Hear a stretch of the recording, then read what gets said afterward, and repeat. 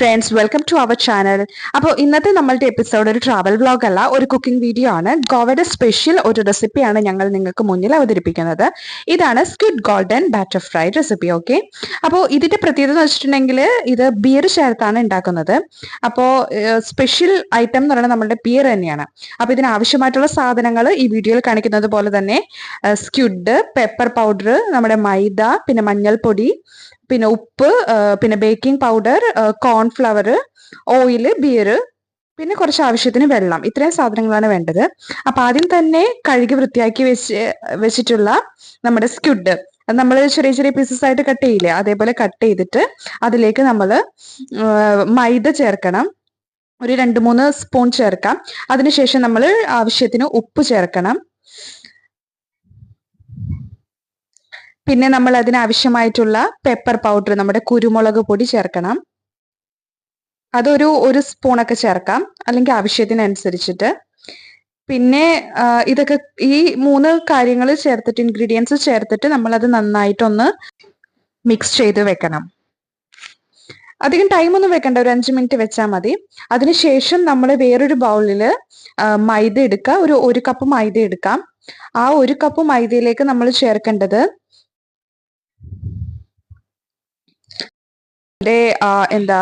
Cornflour ആണ്. അത് ഒരു 1/2 കപ്പ് ചേർക്കണം. കോൺഫ്ലവർ, മൈദയും, പിന്നെ 1 കപ്പ് മൈദയും പിന്നെ 1/2 കപ്പ് കോൺഫ്ലവറും, അതാണ് അതിന്റെ റേഷ്യോ.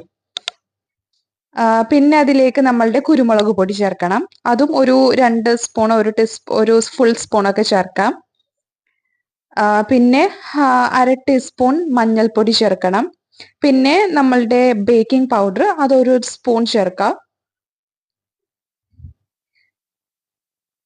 ആവശ്യത്തിന് ഉപ്പും ചേർത്തിട്ട് നന്നായിട്ട് മിക്സ് ചെയ്യുക.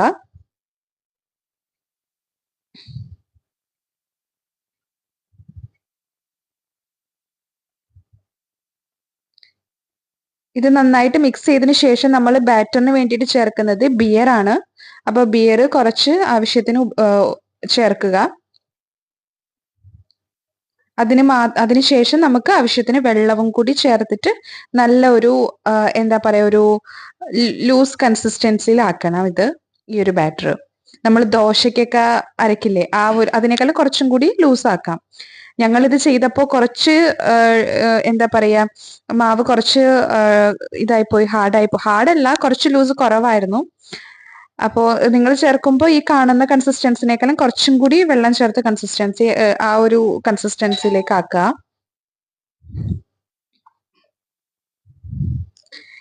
ഇതിനുശേഷം നമ്മളൊരു പാൻ അടുപ്പത്ത് വെച്ച് ചൂടാക്കി അതിലേക്ക് നമ്മുടെ വെളിച്ചെണ്ണയോ അല്ലെങ്കിൽ ഓയിലോ ഉപയോഗിക്കാം. ഞങ്ങൾ ഇവിടെ സൺഫ്ലവർ ഓയിലാണ് ഉപയോഗിച്ചത്.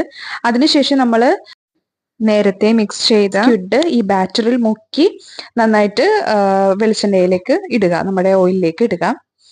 അപ്പൊ ജിത്തു ആയിട്ട് എനിക്ക് ഹെൽപ്പ് ചെയ്ത് തന്നത് ഇടാനൊക്കെ. അതിനുശേഷം ഒരു സൈഡ് നന്നായിട്ട് വെന്ത് നല്ല ഒരു ഗോൾഡൻ ബ്രൗൺ കളർ ആകുമ്പോൾ നമ്മളത് തിരിച്ച് ഇടുക. ശരിക്കും പറഞ്ഞാൽ ഇത് ചെയ്യേണ്ടത് ഡീപ്പ് ഫ്രൈ ആണ്. ഡീപ്പ് ഫ്രൈ ആകുമ്പോൾ 2 സൈഡ് ഒരുമിച്ച് അങ്ങോട്ട് വെന്തോളും. ഇതിപ്പോ ഞങ്ങൾ അത്രയ്ക്ക് വെളിച്ചെണ്ണ അല്ലെങ്കിൽ ഓയിൽ ഉപയോഗിച്ചിട്ടില്ല. അതുകൊണ്ട് നമ്മൾ 2 തവണയായിട്ടാണ് അത് മറിച്ചും തിരിച്ചിട്ടിട്ടാണ് വേവിച്ചെടുക്കുന്നത്. എന്നിട്ട് ഇത് 2 സൈഡും നല്ലൊരു ഗോൾഡൻ കളർ ആകുമ്പോൾ നമ്മളത് ഇറക്കി എടുക്കുകയാണ്. അപ്പൊ നമ്മളുടെ ഇവിടുത്തെ റെസ്റ്റോറൻറ്റിലൊക്കെ നിങ്ങൾ ചോദിച്ചിട്ടുണ്ടെങ്കിൽ സ്റ്റാർട്ടേഴ്സിൽ ഉണ്ടാവും സ്ക്വിഡ് ഗോൾഡൻ ഫ്രൈ എന്നും സ്ക്വിഡ് ബാറ്റർ ഫ്രൈ എന്നൊക്കെ പറഞ്ഞിട്ട്. അപ്പൊ അവിടെ കാണുമ്പോൾ കുറച്ചും കൂടി കളർ ഉണ്ടാവും. അത് വേണമെങ്കിൽ അവർ കളർ ചേർക്കുന്നതായിരിക്കും, ഒരു ഓറഞ്ച് കളർ ആയിരിക്കും. പിന്നെ അത് ചെറുതുമായിരിക്കും, അവർ അരിയുന്നത് ചെറുതായിട്ടാണ് കട്ട് ചെയ്യുന്നത് നമ്മുടെ സ്ക്വിഡ്.